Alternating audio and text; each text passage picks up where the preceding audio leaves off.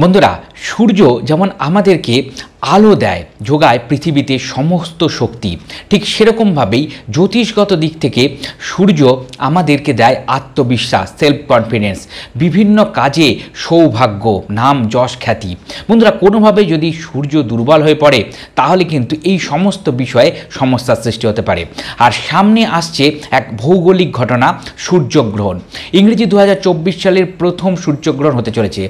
এই সূর্যগ্রহণের কী প্রভাব পড়বে কোন রাশিতে এবং ভারতবর্ষ থেকে এই গ্রহণ দেখা যাবে কি যাবে না, বা কি মান্যতা, কি মানবো আমরা ভারতবাসীরা, সেই বিষয়ে আজকে আলোচনা করব। আমি আচার্য ঋত্বিক চক্রবর্তী, সহজ ভাষা ধর্মকথার এই নতুন পর্বে আপনাদের সকলকে জানাই সুস্বাগতম।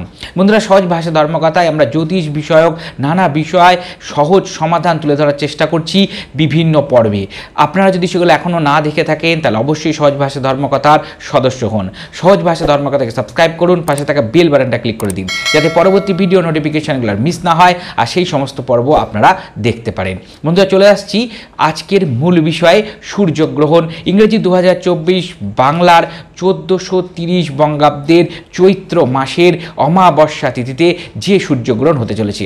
বন্ধুরা, এই সূর্যগ্রহণ হবে 8ই এপ্রিল 2024-এ রাত্রিবেলা 9:12-তে সূর্যগ্রহণ শুরু হবে এবং চলবে রাত্রি 2:22 পর্যন্ত। রাত্রি 9:12-তে লাগছে আর চলবে রাত্রি 2:22 পর্যন্ত।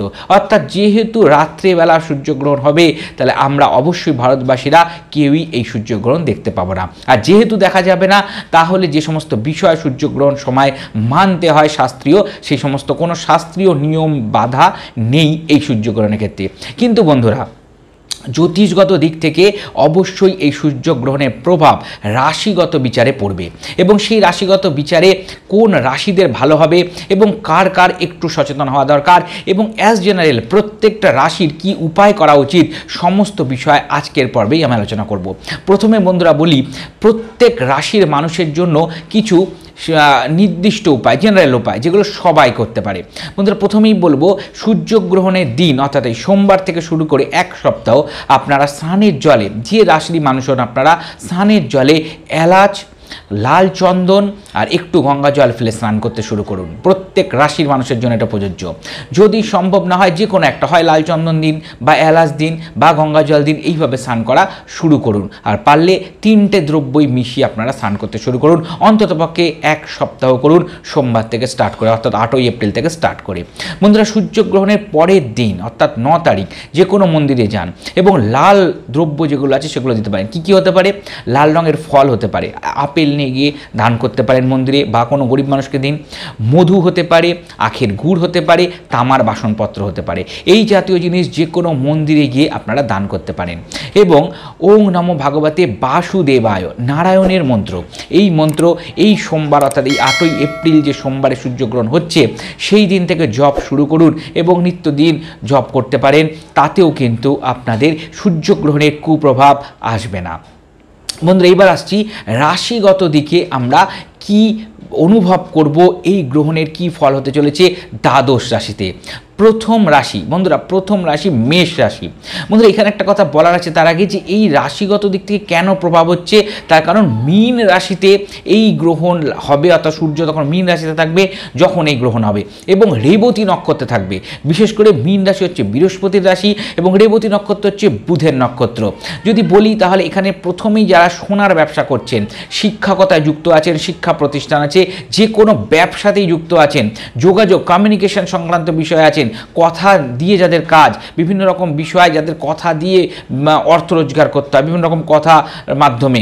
বন্ধুরা, এছাড়া যারা হিসাব সংক্রান্ত কাজের মধ্যে যুক্ত আছেন, অ্যাকাউন্টস রিলেটেড কাজের সঙ্গে যুক্ত আছেন, শেয়ার মার্কেটের সাথে যুক্ত আছেন, তাদের কিন্তু কোনোভাবে একটু সময়টা বিগড়ে যেতে পারে, খারাপ হতে পারে।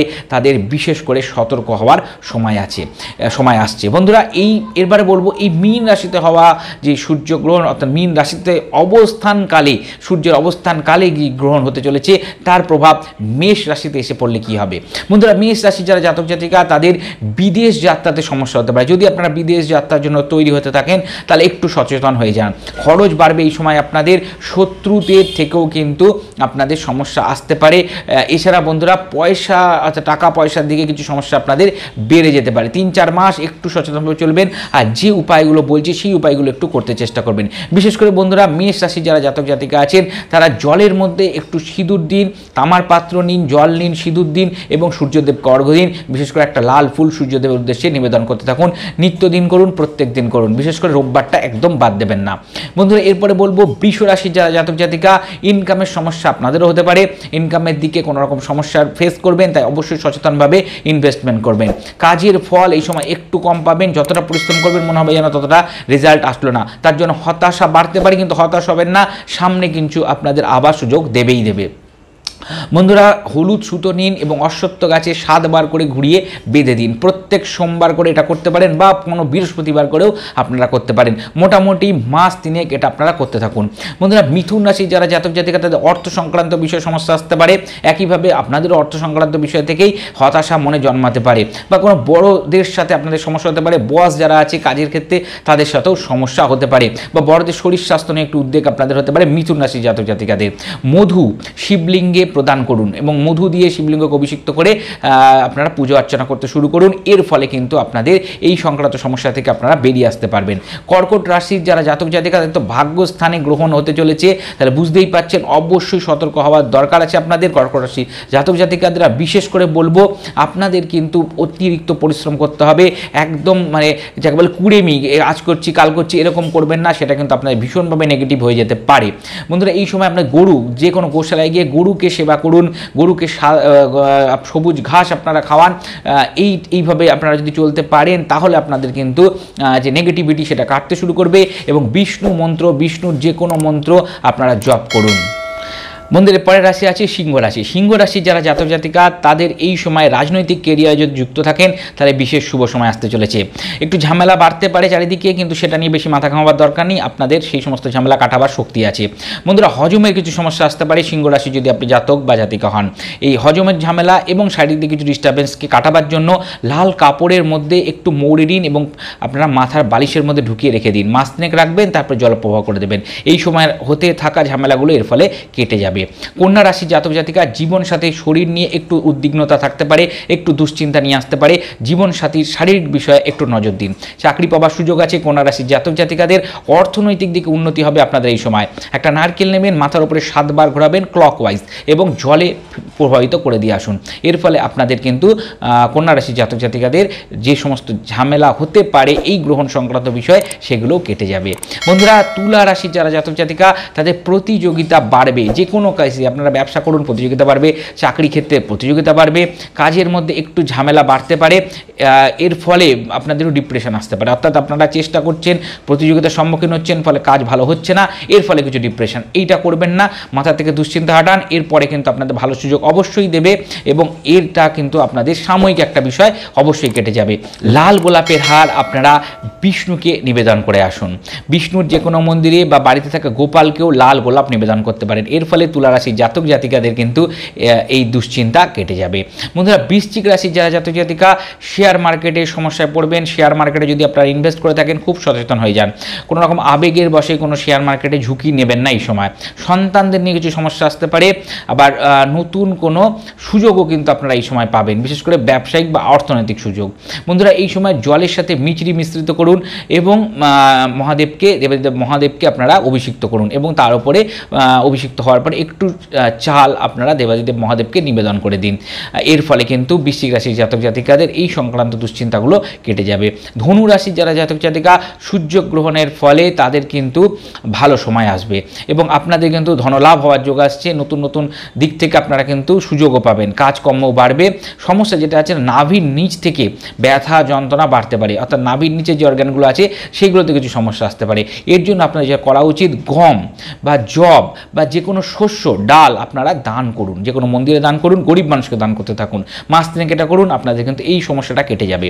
বন্ধুরা, মকর রাশি যারা জাতক জাতিকা, সামাজিক সম্পর্ক খারাপ হতে পারে, একটু কেয়ারফুলভাবে চলবেন, যে কোনো কেসে ঝামেলা অশান্তির মধ্যে বেশি ঢুকবেন না, যে কোনোভাবে নামটাই সময় খারাপ করে দিতে পারে, তাহলে একটু সচেতন আপনাদের অবশ্যই হতে হবে। এবং আপনাদের উচিত লাল রঙের সুতো আপনাদের হাতে পরা, লাল রঙের সুতো মাপ করে নিতে হবে, এইভাবে দুটো হাত বাড়িয়ে যতটা আপনাদের স্ট্রেচ করতে পারছেন সেইভাবে সুতো নিয়ে নেবেন এবং সেটাকে লাল রঙের সুতো হাতের মধ্যে জড়িয়ে বেঁধে নেবেন। যেদিন সূর্যগ্রহণ হচ্ছে অর্থাৎ 8 তারিখই আপনারা বেঁধে নিতে পারেন। এইভাবে আপনাদের লাল সুতো যদি হাতে বাঁধা থাকে তাহলে এই যে দুশ্চিন্তা সেটা কিন্তু আপনাদের আসবে না। বন্ধুরা, কুম্ভ রাশির জাতক জাতিকাদের কিন্তু কথাও বুঝে শুনে বলা উচিত। কথার মাধ্যমে কোনো ঝামেলা বেড়ে যেতে পারে, অর্থাৎ কাউকে কিছু বললেন তার থেকে একটা ঝামেলা সৃষ্টি হয়ে গেল। এই জাতীয় জিনিস থেকে একটু সচেতন থাকবেন, একটু বুঝে শুনে কথাবার্তা বলবেন। দুধ, মধু এবং চাল এই জাতীয় জিনিসগুলো মন্দিরে দান করুন, শিবলিঙ্গে প্রদান করুন, অর্থাৎ দেবাদিদেব মহাদেবকে দুধ দ্বারা অভিষিক্ত করুন, মধু দ্বারা অভিষিক্ত করুন এবং চাল দিয়ে আসুন। এরপরে বলবো মীন রাশি জাতক জাতিকা। মীন রাশিতে গ্রহণ হতে চলেছে হতাশা, খুঁতখুঁতামি স্বভাব এবং কোনো ভুল সিদ্ধান্ত আপনাদের জীবনকে দুর্বয়সহ করতে পারে। অবশ্যই সতর্ক থাকবেন, বারবার চিন্তা ভাবনা করে কোনো সিদ্ধান্তের দিকে যাবেন, বিশেষ করে অর্থনৈতিক সিদ্ধান্ত। আপনারা একটা রূপোর চৌকো লকেট বানান এবং সেটাকে গলায় ধারণ করে থাকুন, এর ফলে কিন্তু আপনাদের এই রকম ঝামেলা অশান্তিগুলো কাটবে। বন্ধুরা, দেখে নিলাম দ্বাদশ রাশিতে এই সূর্যগ্রহণ কী প্রভাব ফেলতে চলেছে। কিন্তু বন্ধুরা, আমি যে প্রতিকারগুলো বললাম সেই উপায়গুলো যদি নেওয়া যায় এবং একটু পুজো আর্চার মধ্যে ভালোভাবে চলাফেরা করা যায়, তাহলে 5টা রাশি আছে যাদের কিন্তু এই গ্রহণের পর থেকে আয় উন্নতি বৃদ্ধি অবশ্যই পাবে। রাশিগুলি হচ্ছে মকর রাশি, তুলা রাশি, কন্যা রাশি, মেষ রাশি এবং সিংহ রাশি। অবশ্যই আপনাদের আরও বেশি করে কাজের দিকে ফোকাস এবং মনোযোগ বৃদ্ধি করা উচিত। আপনাদের কিন্তু সামনে ভালো সময় আসছে। বন্ধুরা, আজকের পর্ব যদি আপনার ভালো লেগে থাকে অবশ্যই একটা লাইক আমাকে উৎসাহিত করুন। আর সহজ ভাষা ধর্মকথা এরকম আরও পর্ব পেতে সহজ ভাষা ধর্মকথা সাবস্ক্রাইব করে পাশে থাকা বেল বাটনটা ক্লিক করে দিন। আর আমাদের ফেসবুক পেজ সহজ ভাষা ধর্মকথা, ওখানে একটা লাইক দিয়ে রাখুন। হিন্দু ধর্মশাস্ত্রের বিভিন্ন বিষয় নিয়মিত আলোচনা হয়ে থাকে। সকলে ভালো থাকবেন, সুস্থ থাকবেন। দেখা হবে পরবর্তী পর্বে। নমস্কার।